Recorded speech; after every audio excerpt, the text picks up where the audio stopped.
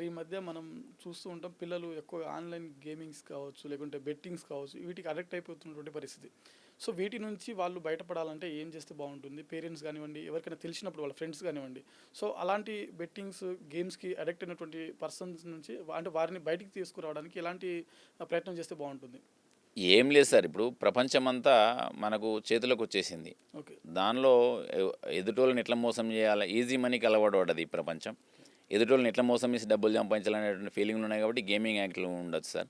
ఇప్పుడు నేను ఇంతకుముందు ఒకటి మట్కా అనేటువంటి వ్యవస్థను చూసిన సార్. ఓకే. ఆ మట్కా అనే వ్యవస్థ అంతా ఆన్లైన్లో నడుస్తున్నది సార్. ఆ మట్కా అనే వ్యవస్థలో ఒక 9 నెంబర్స్ ఉంటాయి. ఓకే. ఆ 9 నెంబర్స్ మీద ఎంతో కొంత మనం పెట్టుబడి పెట్టాలి ఇక్కడ నెంబరు.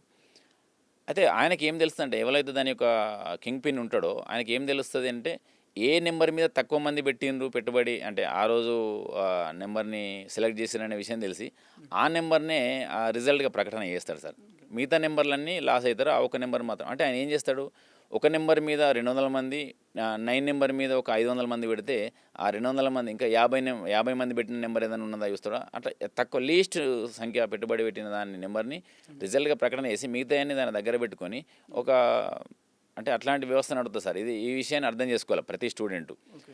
ఆన్‌లైన్‌లో పెట్టుబడి పెడుతున్నాము, ఆన్‌లైన్‌లో పెట్టి మనం బెట్టింగ్ చేసి ఆడుతున్నాము అనంటే, నీ నీ మొత్తం వ్యవస్థ ఆయనకు తెలుస్తది కదా! ఓకే. ఎంతమంది ఎక్కడ బెట్టింగ్ ఉన్నారు, ఎక్కడ తక్కువ ఉన్నారు, ఎక్కడ ఎక్కువ ఉన్నారు. ఇప్పుడు వాడే ఈజీ మనీ కోసం మనల్ని బలి చేస్తుంటాడు. అవును. అది కొంత చూడాలి. అసలు పేరెంట్స్ అనే వాళ్ళు గమనించాల్సిన విషయం ఏందంటే, వారి యొక్క సెల్ ఫోన్లను గమనించాలి. టైము కొంత ఎక్కువసేపు వాళ్ళని ఫిజికల్ యాక్టివిటీస్ కూడా మనం తీసుకుపోవడం అనేది ఇంపార్టెంట్.